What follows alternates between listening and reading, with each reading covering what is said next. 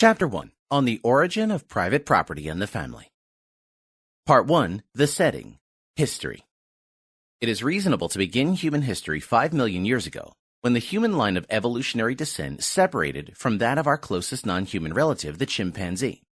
It is also reasonable to begin it 2.5 million years ago, with the first appearance of Homo habilis, or 200,000 years ago, when the first representative of anatomically modern man made its appearance. Or 100,000 years ago, when the anatomically modern man had become the standard human form.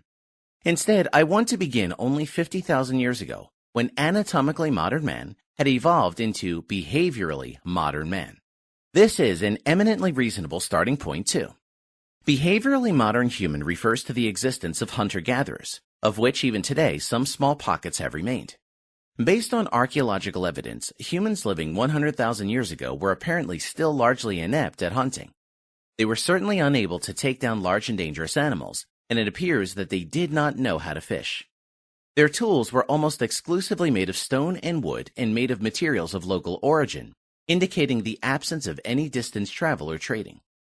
In distinct contrast, about 50,000 years later, the human toolkit took on a new, greatly advanced appearance. Other materials were used besides stone and wood: bone, antler, ivory, teeth, shells, and the materials often came from distant places. The tools, including knives, needles, barbed points, pins, borers, and blades, were more complex and skillfully crafted. The missile technology was much improved and indicated highly developed hunting skills, although bows were invented only about 20,000 years ago. As well, man knew how to fish and was apparently able to build boats. Moreover, next to plain functional tools, seemingly purely artistic implements, ornaments, figurines, and musical instruments, such as bird-bone flutes, appeared on the scene at this time. It has been hypothesized that what made this momentous development possible was a genetic change leading to the emergence of language, which involved a radical improvement in man's ability to learn and innovate. The archaic humans, Homo ergaster, Homo neanderthalensis, Homo erectus, did not have command of a language. To be sure, it can be safely assumed that they employ, as do many of the higher animals, the two so-called lower functions of language: the expressive or symptomatic function and the trigger or signal function. However, they were apparently incapable of performing the two higher cognitive functions of language: the descriptive and especially the argumentative function. These unique human abilities, so uniquely human indeed that one cannot think them away from our existence without falling into internal contradictions, of forming simple descriptive statements, propositions, such as "this subject is a predicate," which claims to be true, and especially of presenting arguments, chains of propositions, such as "this is A, every A is B, hence this is B," which claim to be valid, emerged apparently only about 50,000 years ago. Footnote 3 references Luigi Luca Cavalli Sforza, Genes, Peoples, and Languages, Berkeley University of California Press, 2000. Page 93 dates the origin of language at around 100,000 years ago, but given the above-cited archaeological evidence, the later, more recent date of only 50,000 years ago appears more likely. Without language, human coordination had to occur via instincts, of which humans possess very few, or by means of physical direction or manipulation, and learning had to be either through imitation or by means of internal, implicit inferences. In distinct contrast with language, that is, with words, sounds associated with and logically tied to certain objects and concepts, characteristics, coordination could be achieved by mere symbols, and learning thus became independent of sense impressions, observations, and inferences could be made externally, explicitly, and hence became intersubjectively reproducible and controllable. That is, by means of language, knowledge could be transmitted to distant places and times. It was no longer tied to perception. One could communicate about matters, knowledge acquired and accumulated, far away in time and place. And because our reasoning process, our train of thought leading us to certain inferences and conclusions became objectified in external, intersubjectively ascertainable arguments, it could not only be easily transferred through time and space, but at the same time be publicly criticized, improved, and corrected. It is no wonder then that hand in hand with the emergence of language, revolutionary changes in technology would come about. About 100,000 years ago, the population size of modern humans, our immediate predecessors, is estimated to have been around 50,000, spread across the African continent and northward into the Middle East, the region of today's Israel. From about 80,000 to 70,000 years ago, the Earth experienced a significant cooling period. As a consequence, the Neanderthals who lived in Europe and in the course of many millennia had adjusted to cold climates moved southward, where they clashed with and apparently destroyed their African relatives in large numbers. In addition, an extended dry period beginning about 60,000 years ago robbed modern man of much of his subsistence basis, such that 50,000 years ago the number of modern humans may not have exceeded 5,000 confined to Northeast Africa. However, from then on, the rise of modern humans has been uninterrupted, spreading all across the globe and eventually displacing all of their archaic relatives. The last Neanderthals, holed up in some caves near Gibraltar, are believed to have become extinct about 25,000 years ago. The last remnants of Homo erectus found on the Indonesian island of Flores date back about 13,000 years. The modern humans led a nomadic hunter-gatherer lifestyle. Societies were composed of small bands of people, 10 to 30, which occasionally met and formed a common genetic pool of about 150 and maybe up to 500 people, a size which geneticists have found to be necessary in order to avoid dysgenic effects. The division of labor was limited, with the main partition being that between women, acting mostly as gatherers, and men acting mostly as hunters. While private property of tools and implements was known and recognized, the nomadic lifestyle only allowed for little possessions, and hence made hunter-gatherer societies comparatively egalitarian. Footnote number 7 notes, the egalitarianism of hunter-gatherer societies should not be overemphasized or idealized, however. These societies were also characterized by pronounced hierarchical features. Not unlike what is known from the animal kingdom, men ranked above and dominated women. Often women were taken and treated by men like goods of the outer world are taken and treated, appropriated, stolen, used, abused, and traded. Children ranked below adults. Moreover, hierarchies existed among both male and the female members of society, down from the reigning alpha male and female to the lowliest member of society. Status fights occurred, and whoever did not accept the established rank order faced severe punishment. The losers in the fight for higher status were threatened with injury, even death, and at the very best, expulsion from the tribe. In a word, even if tribal life provided for a comfortable standard of living in terms of abundant food and leisure, it was anything but comfortable in terms of today's much-cherished individual autonomy. To the contrary, life in the tribal household meant discipline, order, and submission. Nonetheless, life initially appears to have been good for our forebears.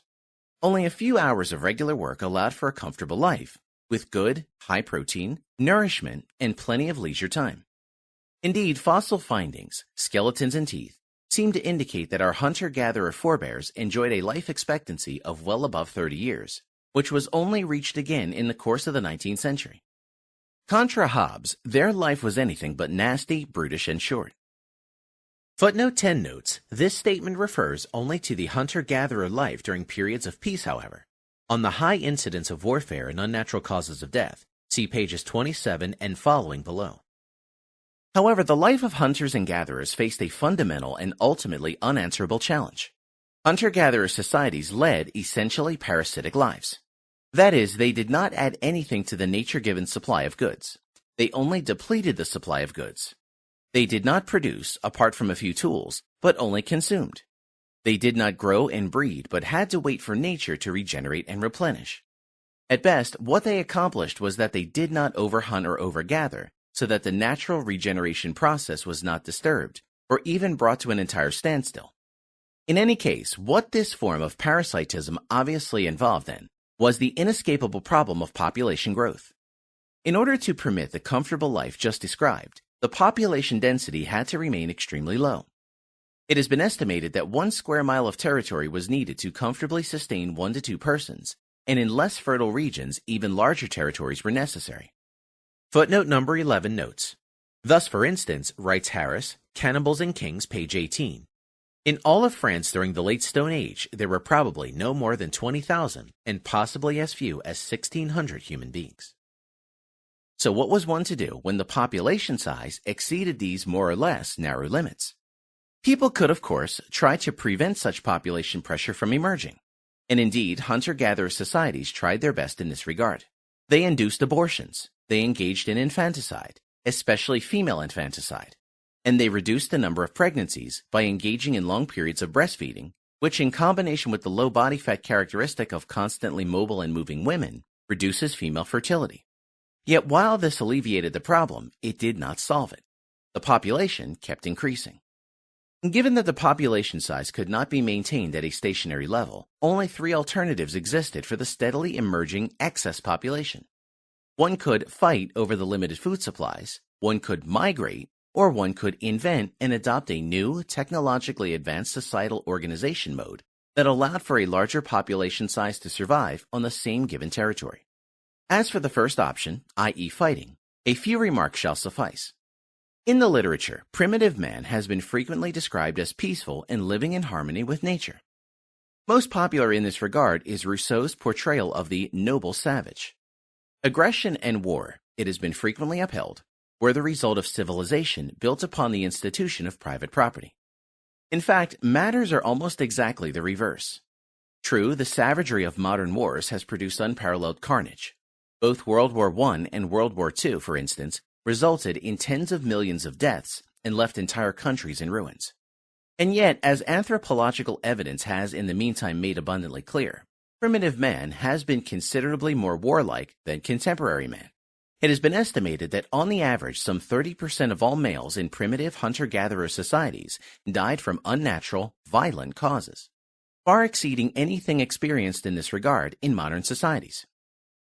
According to Lawrence Keeley's estimates, a tribal society on the average lost about 0.5% of its population in combat each year.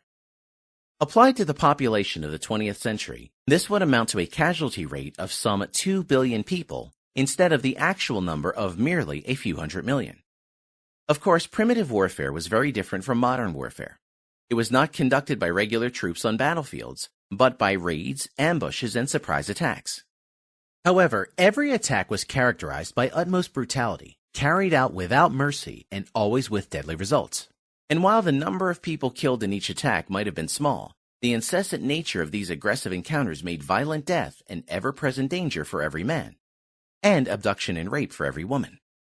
Moreover, increasing evidence for the widespread practice of cannibalism has been accumulated in recent times.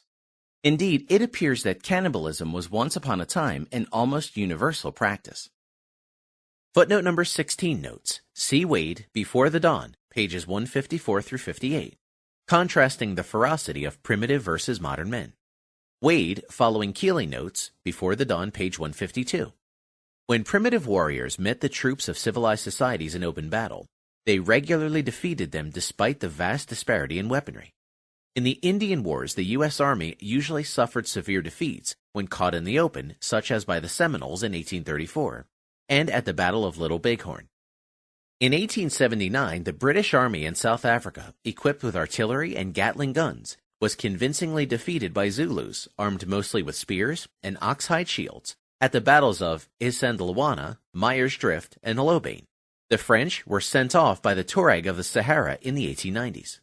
The state armies prevailed in the end only through larger manpower and attritional campaigns, not by superior fighting skill. More importantly, these findings regarding primitive man's warlikeness are not just anthropological curiosities, i.e. features that one might consider incidental to the true nature of hunter-gatherer societies. To the contrary, there exist fundamental theoretical reasons why such societies were characterized by incessant warfare and peaceful relations were almost impossible to attain, in particular if the possibility of evading one another was foreclosed because all surrounding land was occupied. Because then it became unavoidable that the members of different hunter-gatherer tribes encountered each other more or less regularly on their various expeditions in search of plants and animals. Indeed, as the population size increased, such encounters became ever more frequent, and because hunters and gatherers did not add anything to the nature-given supply of goods, but only consumed what was provided by nature, their competition for food was necessarily of an antagonistic nature. Either I pick the berries or hunt a given animal, or you do it. No or little trade and exchange between the members of different tribes existed, because the members of one tribe engaged in essentially the same activities as those of any other tribe, and neither one accumulated any surplus of goods that could be exchanged for others' surplus goods. There existed only ineradicable conflict, and the more conflict, the more population number in each tribe exceeded its optimum size. In this situation where everything appropriated by one person, or tribe, was immediately consumed, and the total supply of goods was strictly limited by natural forces, only deadly antagonism could exist between men. In the words of Ludwig von Mises, men became deadly foes of one another, irreconcilable rivals in their endeavors to secure a portion of the scarce supply of means of sustenance provided by nature. Each man would have been forced to view all other men as his enemies. His craving for the satisfaction of his own appetites would have brought him into an implacable conflict with all his neighbors. No sympathy could possibly develop under such a state of affairs. Only the death of one's rivals provided a solution to one's own desire to survive. Indeed, to spare another man's life would have left him equipped to create even more offspring, and hence reduce one's own future chance of survival still further. Footnote number 18 notes. Indirectly, this insight into the irreconcilable antagonism between the members of different tribes within the framework of hunter-gatherer societies also provides a first clue as to the requirements for peaceful cooperation among men. In order for members of different tribes to view each other not as enemies, but as potential collaborators, there must be genuine production of consumer goods, above and beyond the mere appropriation of nature-given consumer goods. At least, as a very minimum requirement, there must be production of consumer goods in the sense of the storage of surplus goods, of saving for future consumption.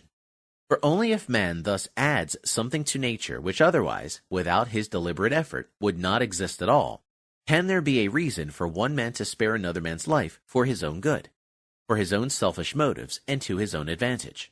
To be sure, as proponents of the thesis that is civilization, which breeds war, are fond to point out, the very fact that one man has added something to the supply of nature-given goods might also provide a reason for another man to engage in aggression, to rob him of his product. But there is certainly less reason to kill such a man than to kill a man who has added nothing, but merely takes and consumes what is given, and hence inevitably reduces what remains available for another. Moreover, insofar as a man adds something to the total supply of available goods, there exists also a reason for another man to not interfere with his activity, but let him continue, and to benefit from him and his activity by engaging in mutually beneficial trade with him, and hence, as a consequence, ultimately develop sympathetic feelings toward his fellow man. Thus, while civilization does not eliminate man's aggressive impulses, it can and did diminish and attenuate them. The second available option to deal with the steadily re-emerging problem of excess population was migration. While by no means costless, after all, one had to leave familiar for unfamiliar territories, migration, as compared to fighting, must have appeared frequently as the less costly option, especially as long as some open frontier existed. Hence, setting out from their homeland in East Africa, successively the entire globe was conquered by bands of people breaking away from their relatives to form new societies in areas hitherto unoccupied by humans. It appears that this process began also about 50,000 years ago, shortly after the emergence of behaviorally modern man and the acquisition of the ability to build boats. From about this time on until around 12,000 to 11,000 years ago, global temperatures gradually fell.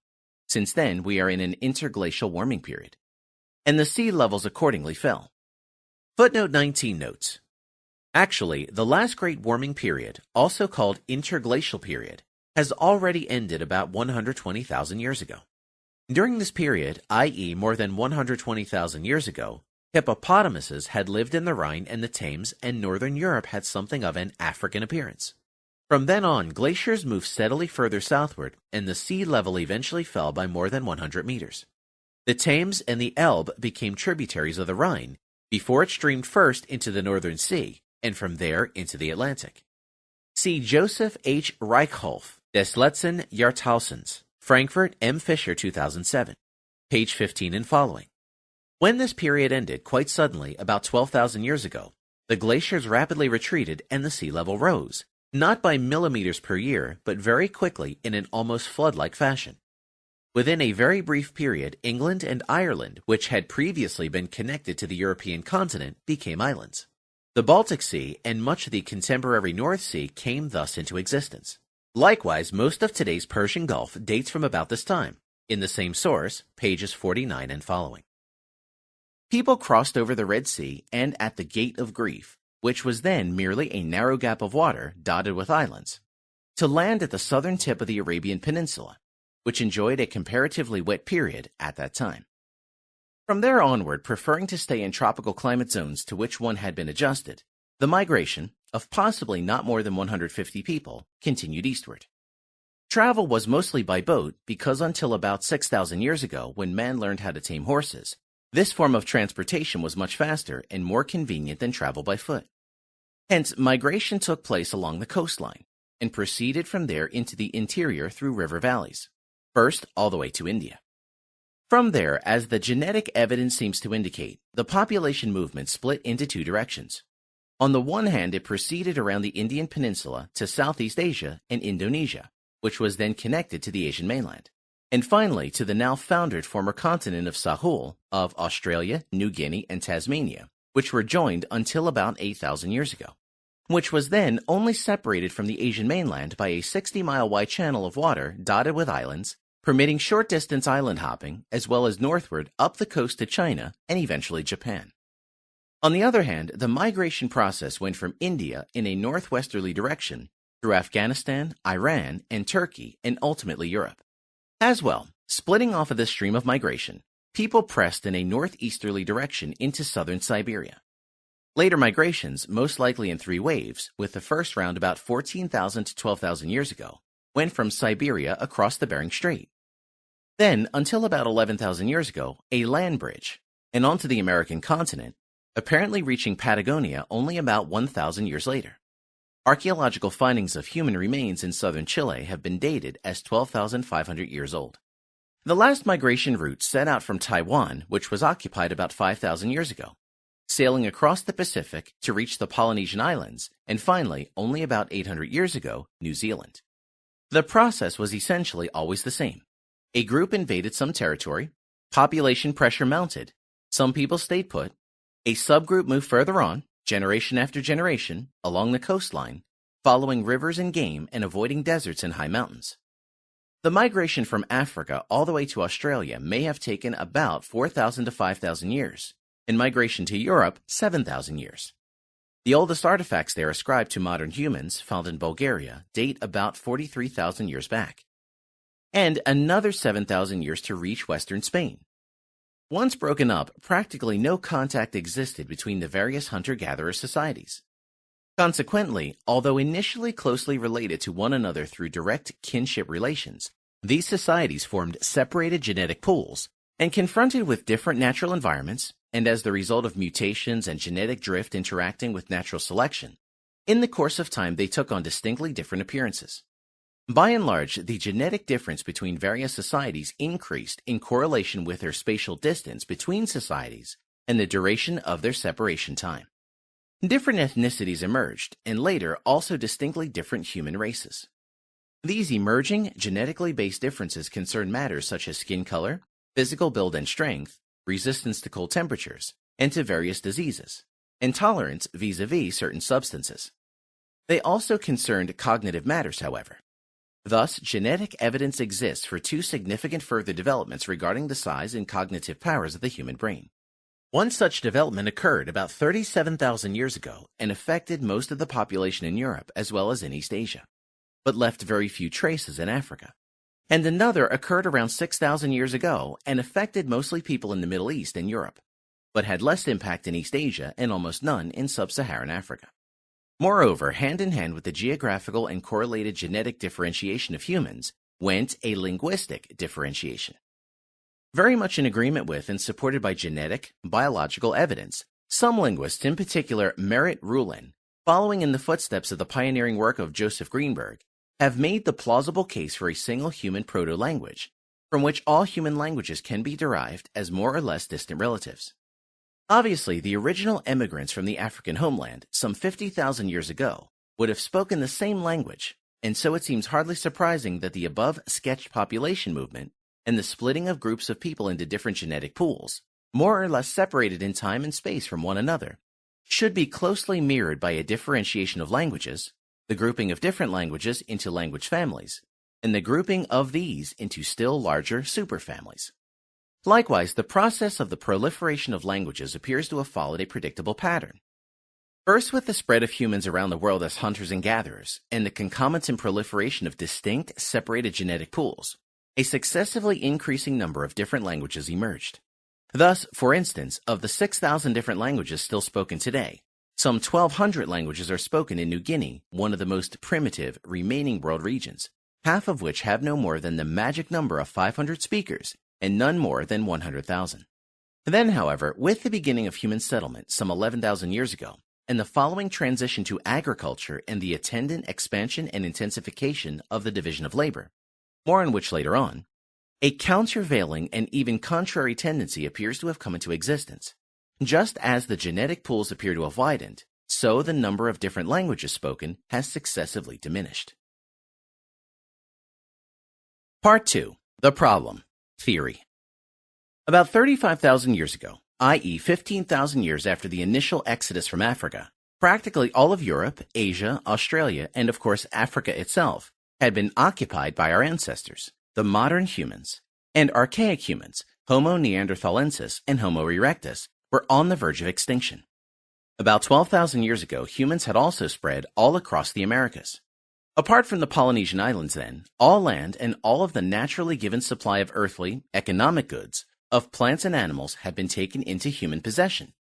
And given the parasitic lifestyle of hunter-gatherers, humans did not add anything to this land and the nature-given supply of goods, but merely reacted to the natural changes.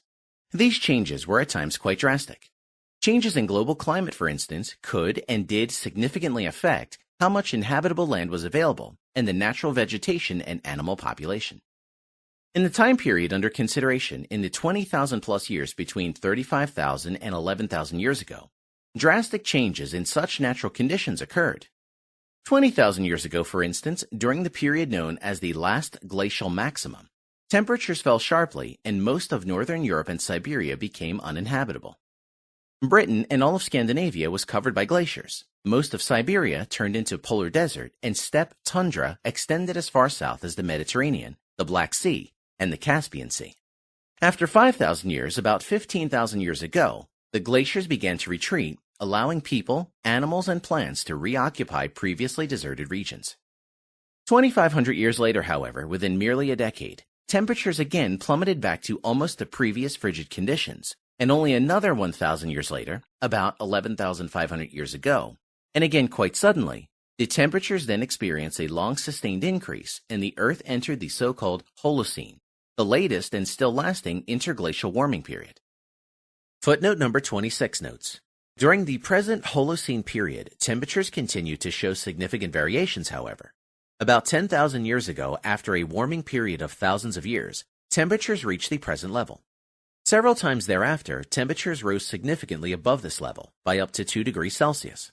8,000 to 6,800 years ago, 6,000 to 5,500 years ago, 5,000 to 4,000 years ago, 2,500 to 2,000 years ago, and again from the 10th to the 14th century during the so-called medieval warming period.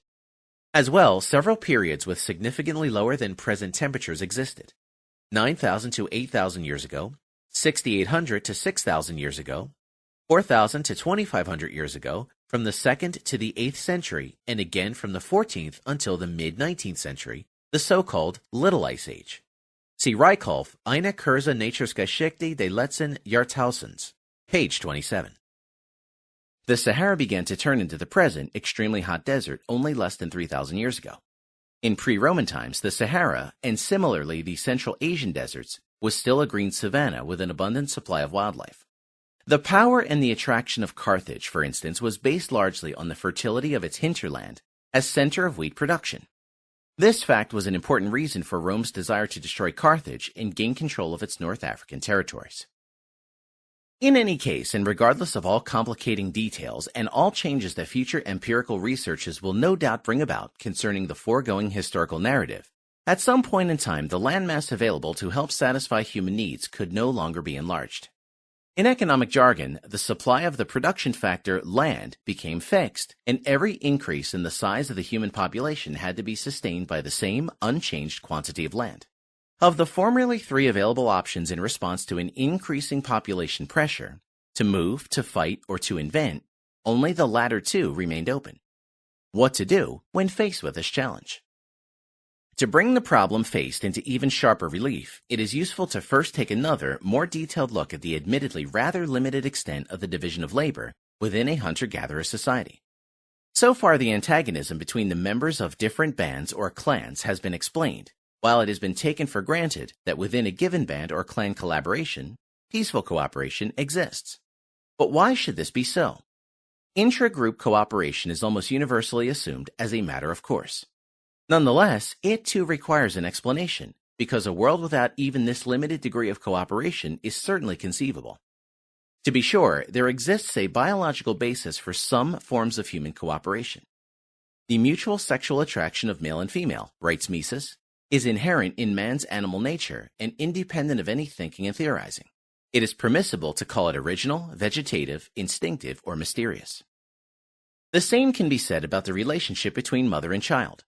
If mothers would not take care of their offspring for an extended period of time, their children would instantly die and mankind would be doomed. However, this necessary, biologically determined degree of cooperation is a far cry from that actually observed in hunter-gatherer societies. Thus, Mises continues, neither cohabitation nor what precedes it or follows generates social cooperation and societal modes of life.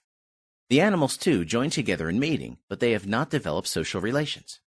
Family life is not merely a product of sexual intercourse. It is by no means natural and necessary that parents and children live together in the way they do in the family. The mating relation need not result in a family organization. The human family is an outcome of thinking, planning, and acting.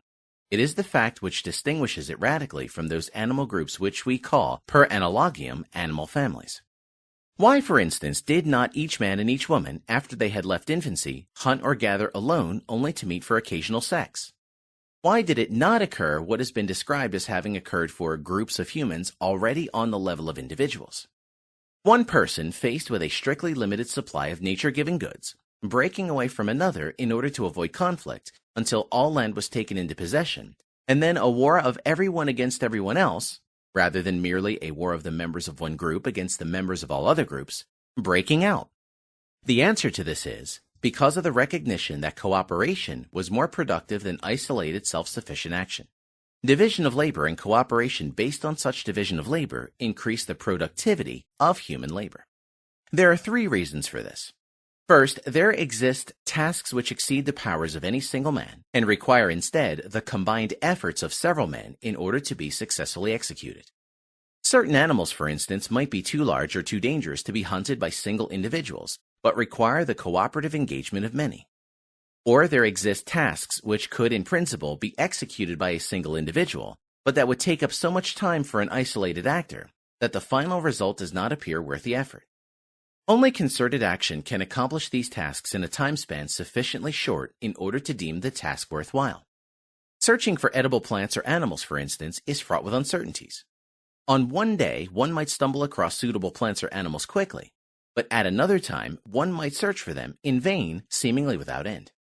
But if one pools this risk, i.e., if a large number of gatherers or hunters begin their search separately only to call upon each other once any one of them has turned out to be lucky in a search, then gathering and hunting might be turned into routinely successful endeavors for each participant. Second, even though the natural environment faced by each person might be more or less the same, each individual, even identical twins, is different from any other. Men, for instance, are significantly different in their abilities than women. By their very nature, men are typically better hunters and women better gatherers.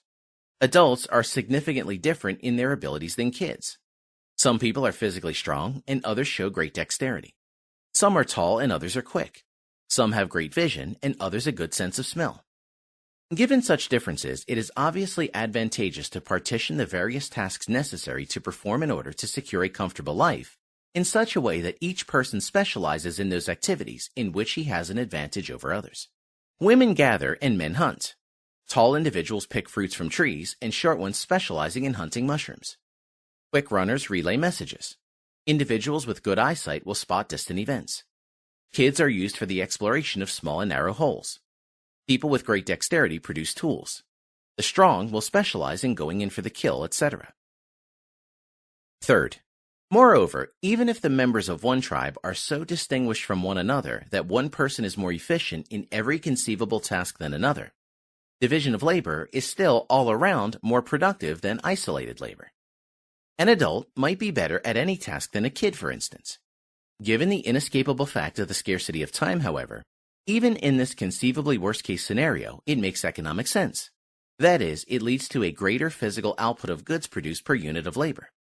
If the adult specializes in those tasks in which his greater efficiency, as compared to that of the kid, is particularly pronounced and leaves those tasks for the kid to perform in which the latter's all-around lower efficiency is comparatively smaller, even though the adult might be more efficient than the child in collecting small firewood, for instance, the adult's far greater superiority in hunting large game would make it a waste of his time to gather wood. Instead, he would want the child to collect firewood and use all of his own precious time to perform the task in which his greater efficiency is especially marked, namely large game hunting. Nonetheless, while these advantages offered by the division of labor can explain intra-tribal cooperation rather than fight, and based on such initially may be purely selfishly motivated collaboration, the gradual development of feelings of sympathy, goodwill towards one's fellow men, which go above and beyond whatever biological basis there may exist for the special, more than normally friendly relationship between close kin, this explanation still only goes so far. Given the peculiar parasitic nature of hunter-gatherer societies, and assuming land to be fixed, invariably the moment must arise when the number of people exceeds the optimal group size, and average living standards will fall, threatening whatever degree of intra-group solidarity previously might have existed. Footnote number 30 notes. Empirically, it appears that the magic number, i.e. the optimum population size for a hunter-gatherer society, was somewhere between 50 to 100 people for a territory of about 50 to 100 square miles, one person per square mile. At around this combination point, all advantages offered by the division of labor were exhausted. If the population size increased beyond this magic number, average living standards became increasingly endangered, and this threat grew still more if neighboring tribes, due to their own internal population growth, increased their territorial incursions, thus further diminishing the nature-given supply of goods available to the members of the first tribe. Internal as well as external population pressure then called for a solution to an increasingly urgent problem, namely sheer survival. This situation is captured and explained by the economic law of returns. The law of returns, popularly but somewhat misleadingly also called the law of diminishing returns, states that for any combination of two or more production factors, an optimum combination exists, such that any deviation from it involves material waste or efficiency losses. Applied to the two original factors of production, labor and land, nature-given goods, the law implies that if one were to increase the quantity of labor, population, while the quantity of land and the available technology, hunting and gathering, remained fixed, eventually a point will be reached where the physical output per labor unit input is maximized. This point marks the optimal population size. If there is no additional land available and technology remains fixed at any given level, any population increase beyond the optimal size will lead to a progressive decline in per capita income. Living standards on average will fall. A point of absolute overpopulation has been reached. This is, as Mises has termed it, the Malthusian law of population. Because of the fundamental importance of this Malthusian law of population, and in order to avoid any possible misunderstanding, it is advisable to make also explicit what the law does not state.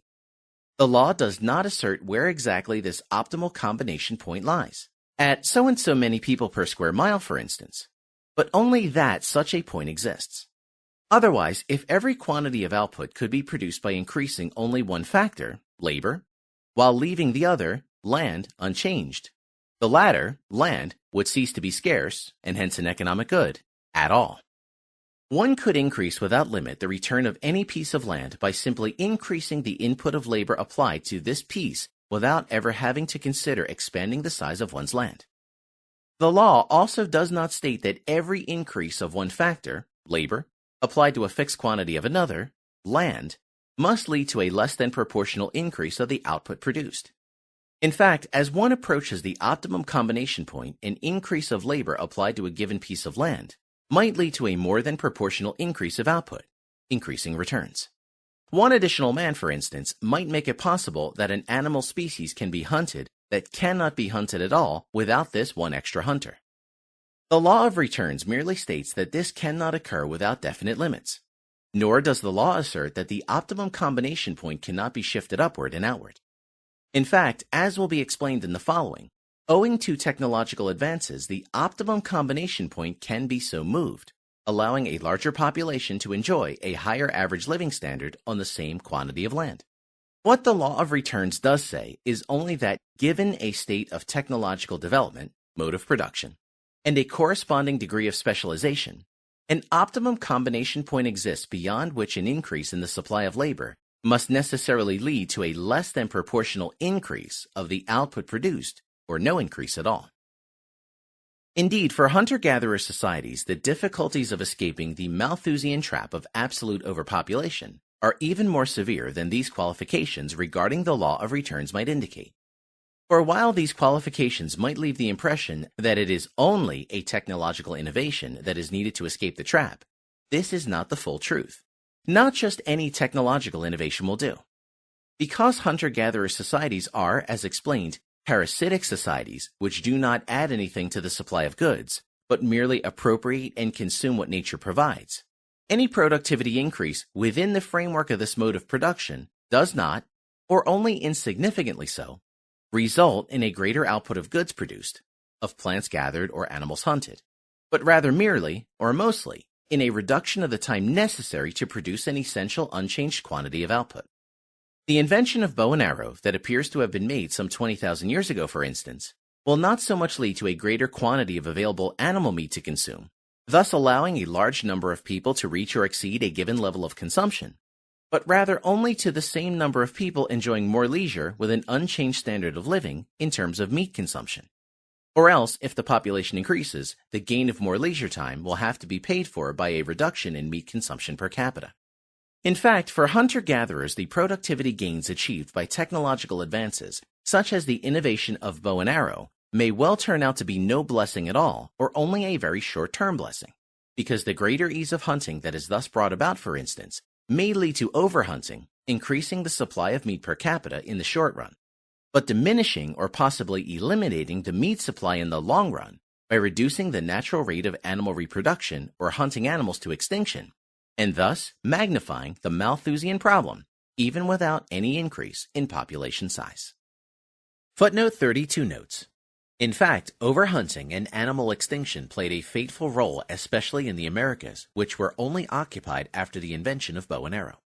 While the Americas originally exhibited pretty much the same fauna as the Eurasian continent, after all, for thousands of years, animals could move from one continent to another across the Beringian land bridge.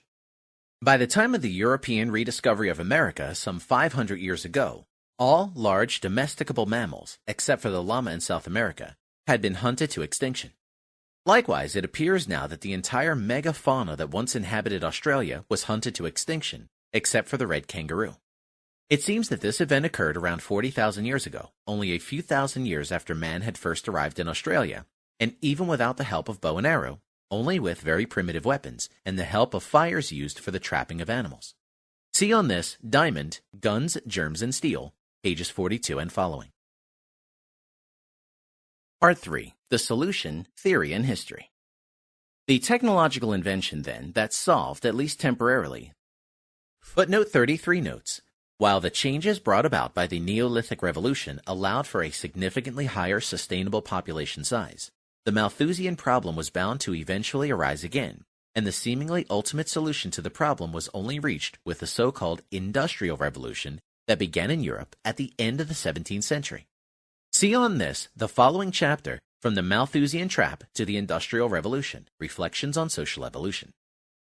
The problem of a steadily emerging and re-emerging excess of population and the attendant fall of average living standards was a revolutionary change in the entire mode of production.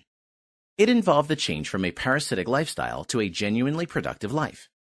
Instead of merely appropriating and consuming what nature had provided, consumer goods were now actively produced and nature was augmented and improved upon. This revolutionary change in the human mode of production is generally referred to as the Neolithic Revolution, the transition from food production by hunting and gathering to food production by the raising of plants and animals.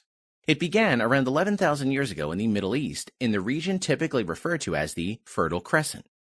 The same invention was made again, seemingly independently, less than 2,000 years later in central China, and again a few thousand years later, about 5,000 years ago, also in the Western Hemisphere, in Mesoamerica, in South America, and in the eastern part of today's United States.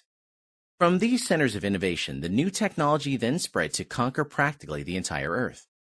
The new technology represented a fundamental cognitive achievement and was reflected and expressed in two interrelated institutional innovations, which from then on until today have become the dominant feature of human life: the appropriation and employment of ground land as private property and the establishment of the family and the family household. To understand these institutional innovations and the cognitive achievement underlying them, one must first take a look at the treatment of the production factor land by hunter-gatherer societies. It can be safely assumed that private property existed within the framework of a tribal household. Private property certainly existed with regards to things such as personal clothing, tools, implements, and ornaments. To the extent that such items were produced by particular identifiable individuals or acquired by others from their original makers through either gift or exchange, they were considered individual property. On the other hand, to the extent that goods were the result of some concerted or joint effort, they were considered collective household goods. This applied most definitely to the means of sustenance, to the berries gathered and the game hunted as a result of some intra-tribal division of labor. Without doubt, then, collective property played a highly prominent role in hunter-gatherer societies, and it is because of this that the term primitive communism has been often employed to describe primitive tribal economies. Each individual contributed to the household income according to his abilities, and each received from the collective income according to his needs, as determined by the existing hierarchies within the group, not quite unlike the communism in modern households. Yet, what about the ground land on which all group activities took place? One may safely rule out that ground land was considered private property in hunter-gatherer societies. But was it collective property? This has been typically assumed to be the case, almost as a matter of course. However, the question is in fact more complicated because a third alternative exists, that ground land was neither private nor collective property, but instead constituted part of the environment, or more specifically, the general conditions of action, or what has also been called common property, or in short, the commons. In order to decide this question, standard anthropological research is of little or no help. Instead, some elementary as well as fundamental economic theory, including a few precise definitions, is required. The external world in which man's actions take place can be divided into two categorically distinct parts.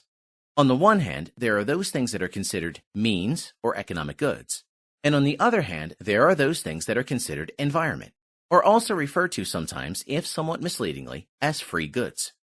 The requirement for an element of the external world to be classified as a means or an economic good have been first identified with all due precision by Carl Menger. They are threefold. First, in order for something to become an economic good, henceforth simply a good, there must be a human need, an unachieved end or an unfulfilled human desire are one. Second, there must be the human perception of a thing believed to be equipped or endowed with properties or characteristics causally connected, standing in a causal connection with, and hence capable of bringing about the satisfaction of this need. Third, and most important in the present context, an element of the external world so perceived must be under human control, such that it can be employed, actively, deliberately used, to satisfy the given need, reach the end sought. Writes Mises, a thing becomes a means when human reason plans to employ it for the attainment of some end, and human action really employs it for this purpose. Only if a thing is thus brought into a causal connection with a human need, and this thing is under human control, can one say that this entity is appropriated, has become good, and hence is someone's private or collective property. If, on the other hand, an element of the external world stands in a causal connection to a human need, but no one can, or believes that he can, control and interfere with this element, but must leave it unchanged, instead left to its own natural devices and effects, then such an element must be considered part of the unappropriated environment, and hence is no one's property. Thus, for instance, sunshine or rainfall, atmospheric pressure or gravitational forces may have a causal effect on certain wanted or unwanted ends. But insofar as man thinks himself incapable of interfering with such elements, they are mere conditions of acting, not the part of any action. Example, rainwater may be causally connected to the sprouting of some edible mushrooms, and this causal connection may well be known. However, if nothing is done about the rainwater, then this water is also not owned by anyone. It might be a factor contributing to production, but it is not strictly speaking a production factor. Only if there is an actual interference with the natural rainfall, if the rainwater is collected in a bucket or in a cistern, for instance, can it be considered someone's property, and does it become a factor of production? Before the backdrop of these considerations, one can now proceed to address the questions regarding the status of groundland in a hunter-gatherer society. Certainly the berries picked off a bush were property, but what about the bush, which was causally associated with the picked berries? The bush was only lifted from its original status as an environmental condition of action and a mere contributing factor to the satisfaction of human needs to the status of property and a genuine production factor once it had been appropriated. That is, once man had purposefully interfered with the natural causal process connecting bush and berries by, for instance, watering the bush or trimming its branches in order to produce a certain outcome, an increase of the berry harvest above the level otherwise naturally attained. Further, once the bush had thus become property by grooming it or tending to it, also future berry harvest became property, whereas previously only the berries actually harvested were someone's property. Moreover, once the bush had been lifted out of its natural unowned state by watering it so as to increase the future berry harvest, for instance, also the ground land supporting the bush had become property. Similarly, there is also no question that a hunted animal was property. But what about the herd, the pack, or the flock of which this animal was a part? Based on our previous considerations, the herd must be regarded as unowned nature as long as man had done nothing that could be interpreted, and that was in his own mind, as being causally connected with the satisfaction of a perceived need. The herd became property only once the requirement of interfering with the natural chain of events in order to produce some desired result had been fulfilled. This would have been the case, for instance, as soon as man engaged in the herding of animals, i.e., as soon as he actively tried to control the movements of the herd. The herder then did not only own the herd, he thus became also the owner of all future offspring naturally generated by the herd. What, however, about the ground land on which the controlled movement of the herd took place? According to our definitions, the herdsman could not be considered the owner of the ground land, at least not automatically so, without the fulfillment of a further requirement, because herders, as conventionally defined, merely followed the natural movements of the herd, and their interference with nature was restricted to keeping the flock together so as to gain easier access to any one of its members should the need for the supply of animal meat arise. Herdsmen did not interfere with the land itself, however. They did not interfere with the land in order to control the movements of the herd. They only interfered with the movements of the members of the herd.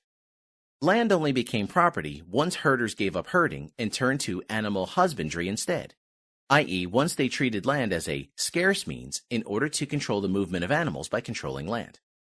This only occurred when land was somehow embordered, by fencing it in or constructing some other obstacles, such as trenches, which restricted the free natural flow of animals. Rather than being merely a contributing factor in the production of animal herds, land thus became a genuine production factor. What these considerations demonstrate is that it is erroneous to think of land as the collectively owned property of hunter-gatherer societies. Hunters were not herdsmen, and still less were they engaged in animal husbandry.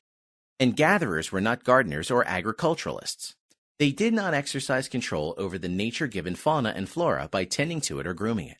They merely picked pieces from nature for the taking. Land to them was no more than a condition of their activities, not their property.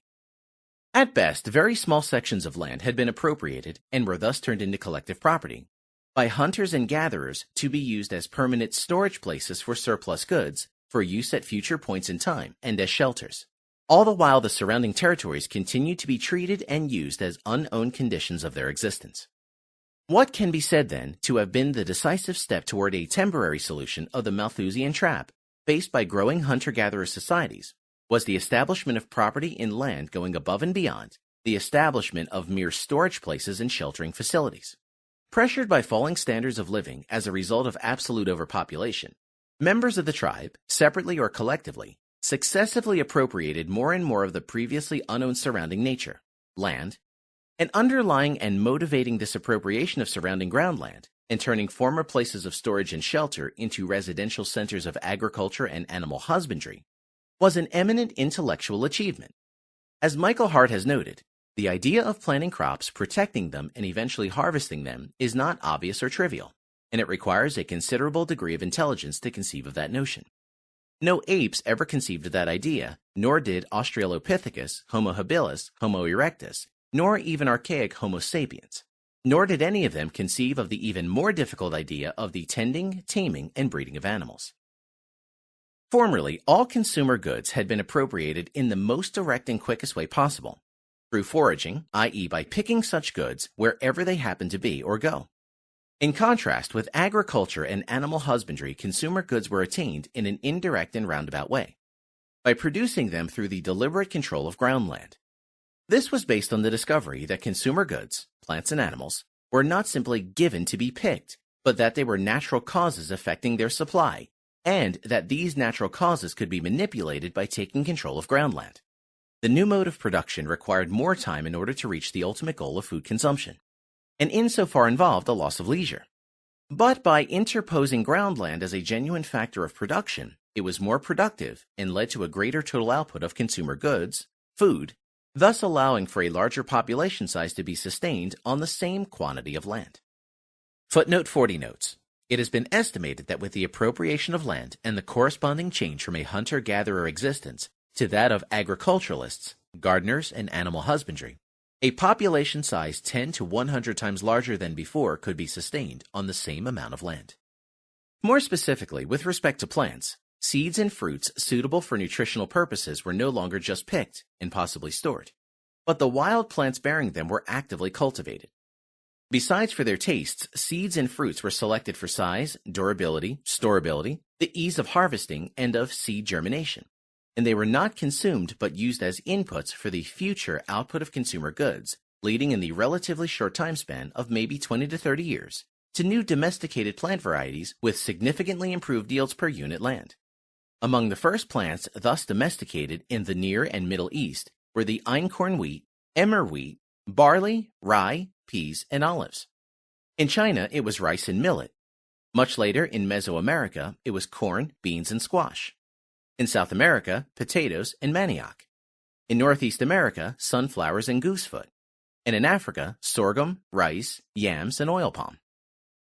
The process of animal domestication proceeded along similar lines, and in this regard it was possible to draw on the experience gained by the first domestication and breeding of dogs, which had taken place some 16,000 years ago, i.e. still under hunter-gatherer conditions somewhere in Siberia. Dogs are the descendants of wolves. Wolves are excellent hunters. However, they are also scavengers, and it has been plausibly argued that as such, wolves regularly hung around human campsites for scraps.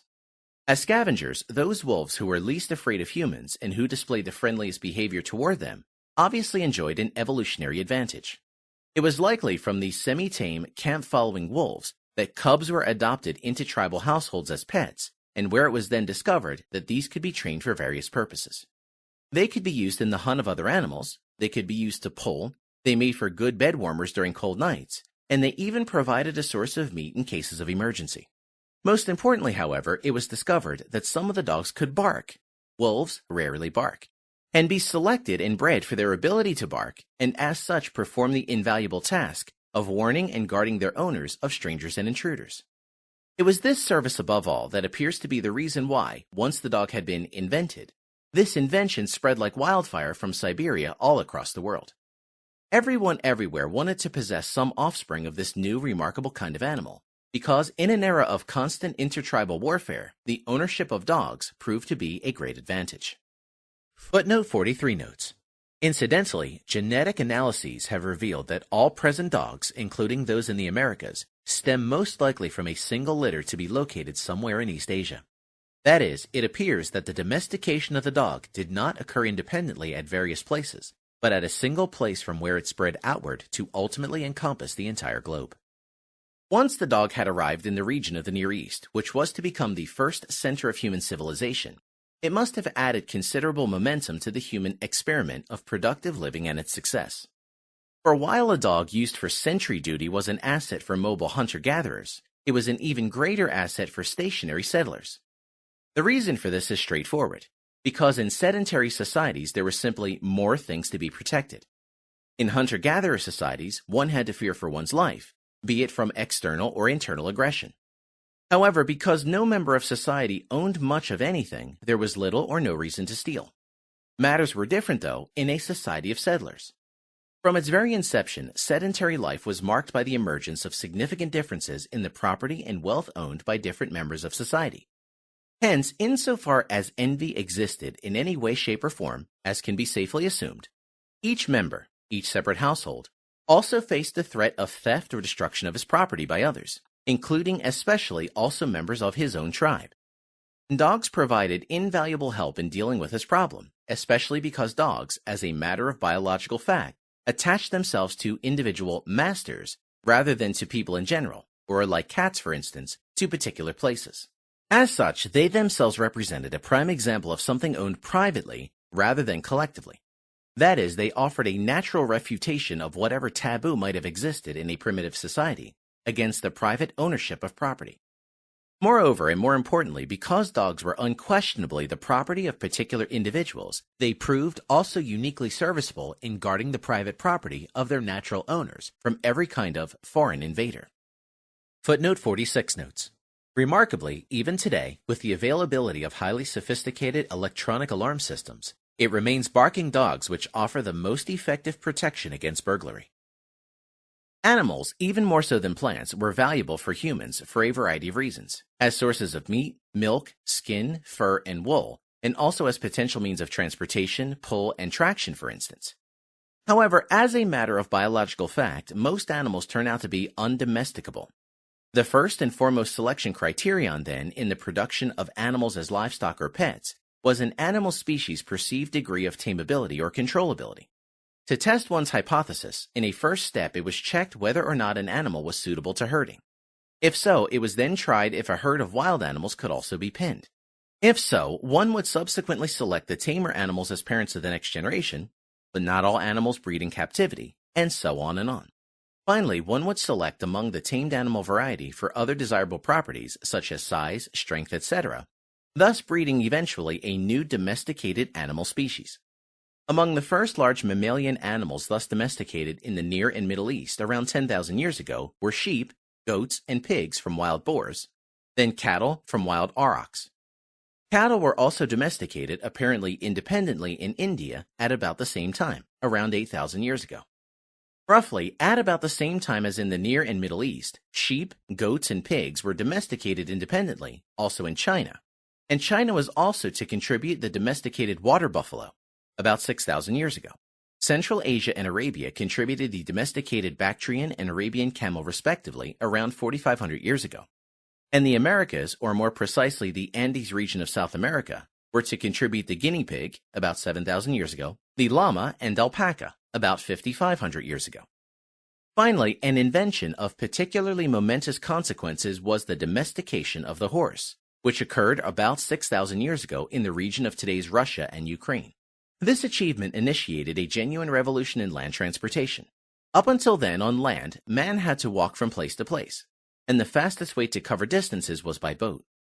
This changed dramatically with the arrival of the domesticated horse, which from then on until the 19th century with the invention of the locomotive and the motor car, was to provide the fastest means of overland transportation. Accordingly, not quite unlike the invention of the dog some 16,000 years ago, the invention of the horse was to spread like wildfire. However, coming some 10,000 years later, the latter invention could no longer diffuse as widely as the former. While the dog had reached practically all corners of the world, the climatic changes, the global warming, that had taken place in the meantime, made it impossible for the same success to be repeated in the case of the horse. In the meantime, the Eurasian landmass was separated from the Americas and from Indonesia, New Guinea, and Australia by bodies of water too wide to be bridged. Thus, it was only thousands of years later, after the European rediscovery of the Americas, for instance, that the horse was finally introduced there. Wild horses had apparently existed on the American continent, but they had been hunted to extinction there so as to make any independent domestication impossible. The appropriation of land as property and basis of agriculture and animal husbandry was only half of the solution to the problem posed by an increasing population pressure, however. Through the appropriation of land, a more effective use was made of land, allowing for a larger population size to be sustained. But the institution of land ownership, in and of itself, did not affect the other side of the problem, the continued proliferation of new and more offspring. This aspect of the problem required some solution as well. A social institution had to be invented that brought this proliferation under control. The institution designed to accomplish this task is the institution of the family, which developed not coincidentally hand in hand with that of land ownership. Indeed, as Malthus pointed out, in order to solve the problem of overpopulation, along with the institution of private property, the commerce between the sexes had to undergo some fundamental change as well. What was the commerce between the sexes before, and what was the institutional innovation brought about in this regard by the family? A precise answer to the first question is notoriously difficult, but it is possible to identify the principal structural change. In terms of economic theory, the change can be described as one from a situation where both the benefits of creating offspring, by creating an additional potential producer, and especially the costs of creating offspring, by creating an additional consumer, eater, were socialized. That is, reaped and paid for by society at large rather than the producers of this offspring, to a situation where both benefits as well as costs involved in procreation were internalized by and economically imputed back to those individuals causally responsible for producing them. Whatever the details may have been, it appears that the institution of a stable, monogamous, and also of a polygamous relationship between men and women that is nowadays associated with the term family is fairly new in the history of mankind and was preceded for a long time by an institution that may be broadly defined as unrestricted or unregulated sexual intercourse, or as group marriage. The commerce between the sexes during this stage of human history did not rule out the existence of temporary pair relationships between one man and one woman. However, in principle, every woman was considered a potential sexual partner of every man, and vice versa. Männer lebten in Vielweiberei und ihre Weiber gleichzeitig in Vielmännerei. Noted Friedrich Engels, following in the footsteps of Lewis H. Morgan's researches in Ancient Society, 1871. Und die gemeinsamen Kinder galten daher auch als ihnen allen gemeinsam gehörig. Jede Frau gehörte jedem Mann und jeder Mann jeder Frau gleichmäßig. Footnote 50 notes, in the same source, pages 38 and following, roughly translated, men lived in polygamy and their women simultaneously in polyandry, and their children were considered as belonging to all of them. Each woman belonged to every man, and each man to every woman. Incidentally, socialist authors such as Friedrich Engels did not merely describe but glorify this institution, very much like they glorify the already mentioned institution of primitive communism. Indeed, socialists typically recognized, quite correctly, the joint emergence of private property and the institution of the family, and they thought and hoped that both institutions, private property in the means of production, including land, and the monogamous family, would ultimately disappear again with the establishment of a future socialist society characterized by plenitude, of wealth and free love. Thus, after an arduous, if necessary, historical detour characterized by misery, exploitation, and male sexual domination, mankind would at long last return, on a higher level, to the very institutions characteristic of its own prehistoric golden age. Under socialism, monogamous marriage was to disappear along with private property. Choice and love would become free again. Men and women would unite and separate as they pleased. And in all of this, as socialist August Bebel wrote in his, at the times in the 1880s and 1890s, enormously popular book, Die Frau und der Sozialismus, socialism would not create anything really new, but only recreate on a higher level of culture and under new social forms what was universally valid on a more primitive cultural level and before private ownership dominated society. Bebel, Die Frau und der Sozialismus, first edition, Stuttgart, 1879. Pages 343, second edition, East Berlin, 1973. Website www.mlwerke.de. See also Ludwig von Mises, Socialism, page 87. What Engels and countless later socialists failed to notice in their glorifying description of the past, and supposedly again future, institution of free love, however, is the plain fact that this institution has a direct and clear effect on the production of offspring. As Ludwig von Mises has commented, it is certain that even if a socialist community may bring free love, it can in no way bring free birth. What Mises implied with this remark, and what socialists such as Engels and Bebel apparently ignored, is that certainly in the age before the availability of effective means of contraception, free love has consequences, namely pregnancies and births, and that births involve benefits as well as costs. This does not matter as long as the benefits exceed the costs, i.e., as long as an additional member of society adds more to it as a producer of good than it takes from it as a consumer. And this may well be the case for some time. But it follows from the law of returns that this situation cannot last forever without limits. Inevitably, the point must arrive when the costs of additional offspring will exceed its benefits. Then, any further procreation must be stopped, moral restraint must be exercised, unless one wants to experience a progressive fall in average living standards. However, if children are considered everyone's or no one's children because everyone attains sexual relations with everyone else, then the incentive to refrain from procreation disappears, or it is at least significantly diminished. Instinctively, by virtue of man's biological nature, each woman and each man is driven to spread and proliferate her or his genes into the next generation of the species. The more offspring one creates, the better, because the more of one's genes will survive.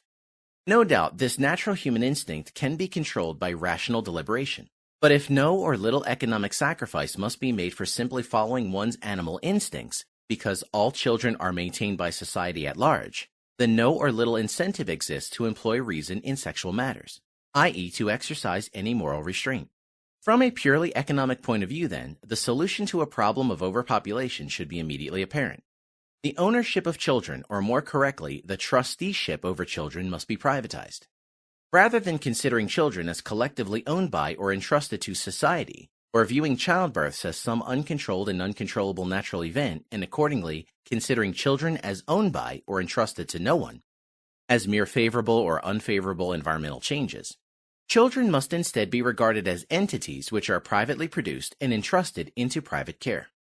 As Thomas Malthus first perceptively noted, this essentially is what is accomplished with the institution of a family.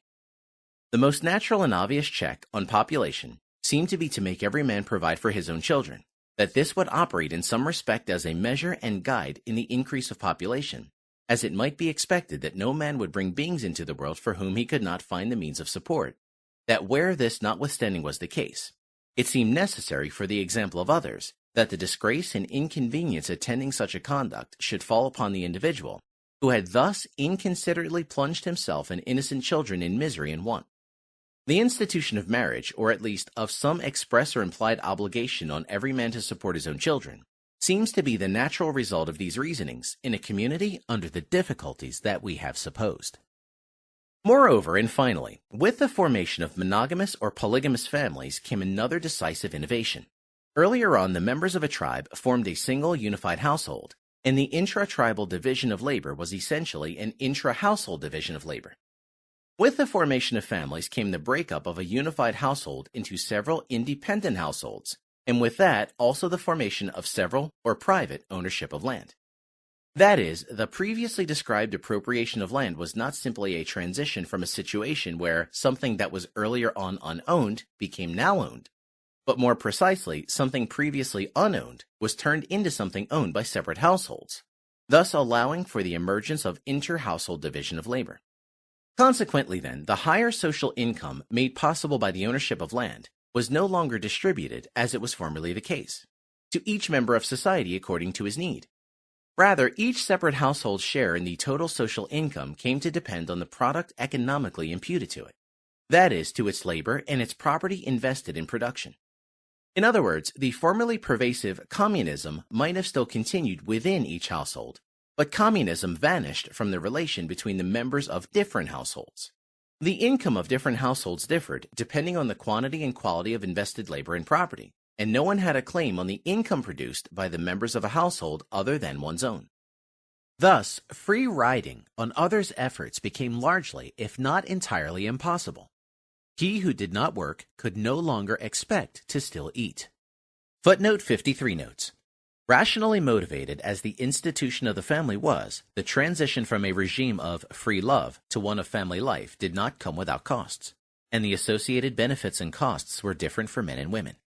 Surely, from the male's point of view, it was advantageous to have every woman accessible for sexual gratification. In addition, this greatly improved his chances of reproductive success.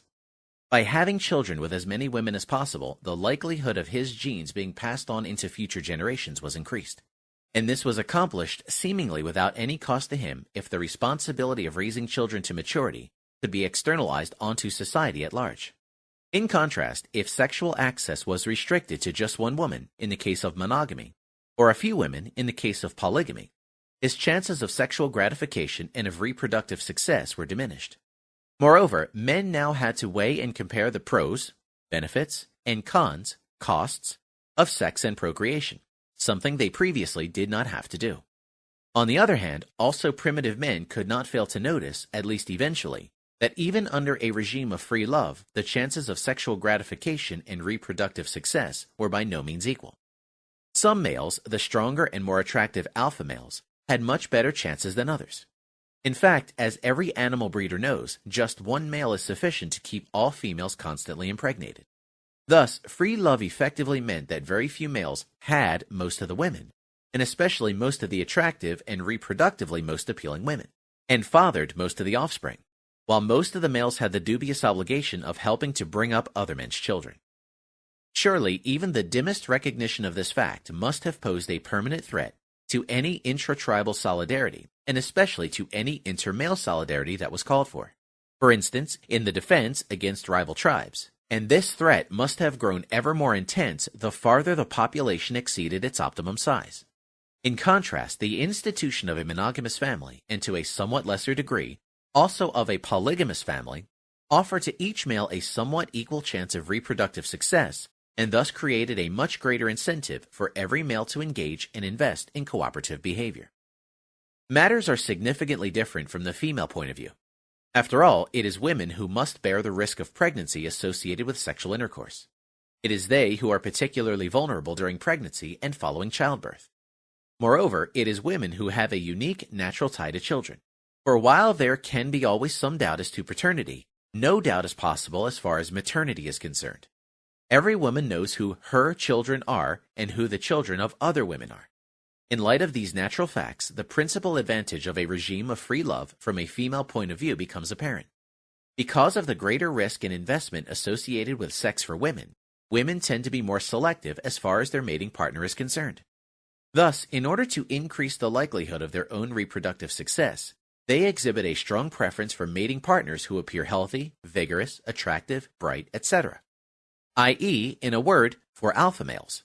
And because males are less choosy in their selection of sex objects, under a system of free love, even the least attractive females can realistically expect to be able to mate occasionally with some of the most attractive males, and hence possibly pass their superior genes on to one's own offspring. Obviously, this advantage disappears as soon as the institution of the family replaces a regime of free love.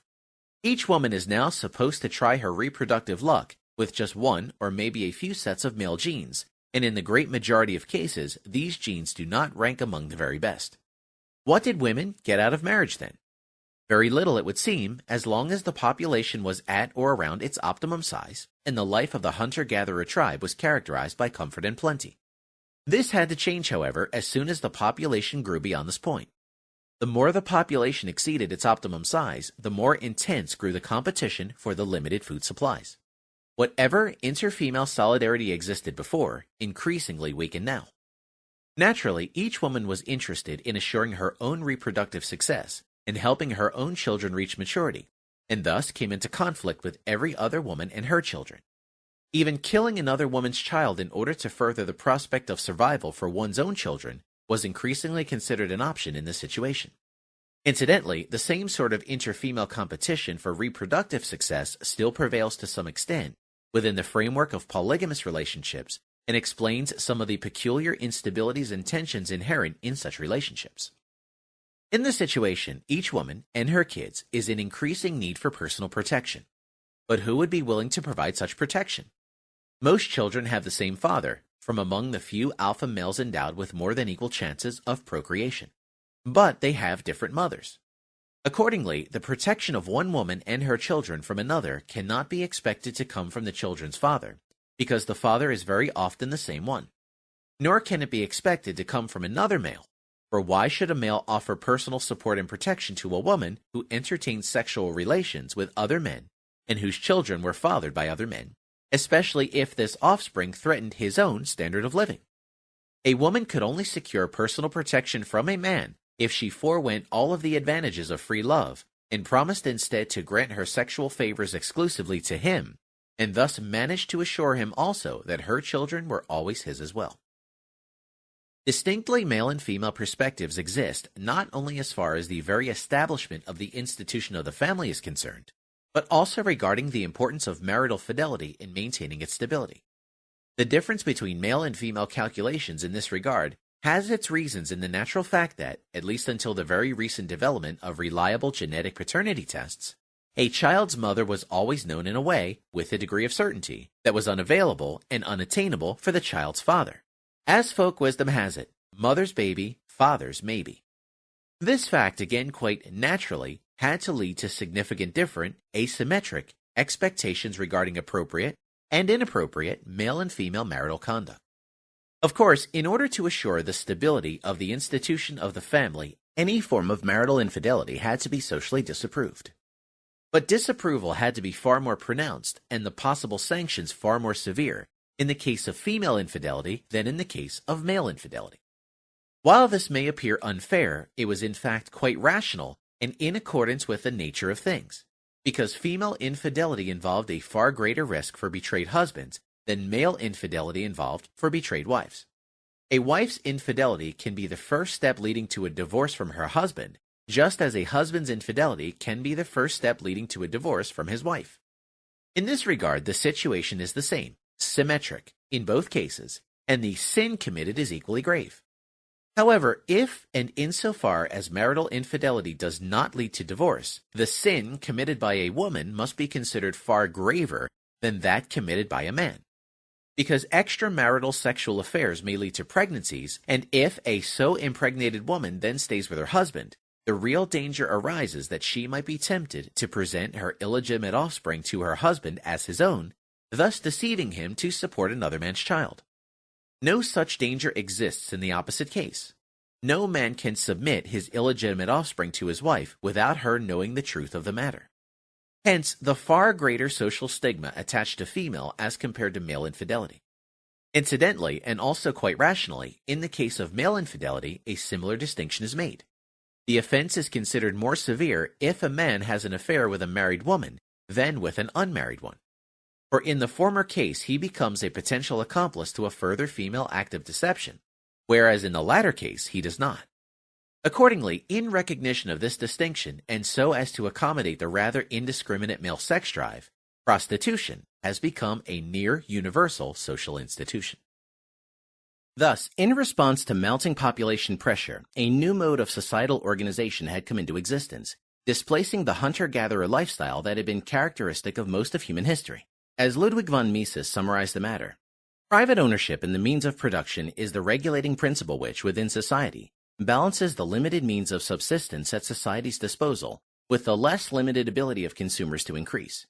By making the share in the social product which falls to each member of society depend on the product economically imputed to him, that is, to his labor and his property, the elimination of surplus human beings by the struggle for existence, as it rages in the vegetable and animal kingdom, is replaced by a reduction in the birth rate as a result of social forces. Moral restraint, the limitations of offspring imposed by social positions, replaces the struggle for existence. Having first established some permanent storage and sheltering places, then step by step having appropriated more and more surrounding land as the basis for agricultural production and the raising of livestock and transforming erstwhile centers of storage and shelter into extended settlements composed of houses and villages occupied by separate family households, the new lifestyle of the people of the Near and Middle East, as well as the other regions of original human settlement, began to spread outward, slowly but inescapably. Footnote 55 notes, based on archaeological records, the speed of this diffusion process has been estimated at about 1 kilometer per year on land, and somewhat higher along coastlines and river valleys. See Cavalli Sforza, Genes, Peoples, and Languages, page 102. In principle, two modes are conceivable by which this diffusion could have taken place. Either the original settlers gradually displaced the neighboring nomadic tribes in search of new to-be-cultivated land, demic diffusion, or else the latter imitated and adopted the new lifestyle on their own initiative, cultural diffusion. Until recently, it had been generally believed that the first mode of diffusion was the predominant one. However, based on newly discovered genetic evidence, this view now appears to be questionable, at least insofar as the spread of the new sedentary lifestyle from the Near East to Europe is concerned. If present Europeans were the descendants of Near Eastern people at the time of the Neolithic Revolution, genetic traces for this should exist. In fact, however, very few such traces can be found among present-day Europeans. Thus, it appears more likely that the spread of the new sedentary lifestyle occurred largely, if not exclusively, via the latter second-mentioned route, while the role in this process played by the original Near Eastern settlers was only a minor one. Perhaps a few such settlers pushed in a northern and western direction, where they were then absorbed by neighboring people adopting their new and successful lifestyle, with the effect that their own genetic imprint became more and more diluted with increasing distance from their Near Eastern point of origin. In any case, with the Neolithic Revolution, the formerly universal hunter-gatherer lifestyle essentially died out or was relegated to the outer fringes of human habitation. Without doubt, the newly developing farming communities were attractive targets for nomadic raiders, and owing to their greater mobility, neighboring nomadic tribes for a long time posed a serious threat to agricultural settlers. But ultimately, nomads were no match for them because of their greater numbers. More specifically, it was the organization of larger numbers of peoples in communities of households, the location of separate households in close physical proximity to each other, that made for military superiority. Community life did not merely lower the transaction costs as far as intra-tribal exchange was concerned. Community life also offered the advantage of easily and quickly coordinated joint defense in the case of external aggression. Moreover, besides the strength of greater numbers, settled agricultural communities allowed also for an intensified and expanded division of labor, and for greater savings, and thus facilitated the development of a weaponry superior to anything available to bands of nomads. Footnote 57 notes. More than 10,000 years ago, already some early Neolithic settlements, such as Çatalhöyük in present-day Turkey, for instance, reached an estimated size of 4,000 to 5,000 inhabitants. Findings made at such sites include sanctuaries a la Stonehenge, alas more than 6,000 years older, spacious houses built of stone and with elaborate wall paintings, megalith columns with animal reliefs, sculptures, carvings with writing-like symbols, ornaments, stone vessels with elaborate decorations, stone daggers, mirrors made from obsidian, a volcanic stone, bone needles, arrowheads, millstones, jugs and vases made of stone and clay, rings and chains made from colorful stones, even the beginning of metalworks. 50,000 years ago, the human population size has been estimated to have been as low as 5,000 or possibly 50,000 people. At the beginning of the Neolithic Revolution, some 11,000 years ago, when essentially the entire globe had been conquered by tribes of hunters and gatherers, having spread out in the course of thousands of years from their original homeland somewhere in East Africa, the world population size has been estimated to have reached about 4 million. Since then, slowly but steadily, the new mode of production, of agriculture and animal husbandry based on private or collective ownership of land, and organized around separate family households, successively displaced the original hunter-gatherer order. Consequently, at the beginning of the Christian era, the world population had increased to 170 million, and in 1800, which marks the onset of the so-called Industrial Revolution, the topic of the following chapter, and the close of the Agrarian Age, or as it has also been termed, the Old Biological Order, it had reached 720 million.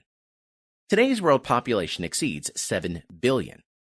During this Agrarian Age, the size of cities occasionally reached or even surpassed 1 million inhabitants, but until the very end, less than 2% of the population lived in big cities, and even in the economically most advanced countries, 80 to 90% of the population was occupied in agricultural production, while this number has fallen to less than 5% today.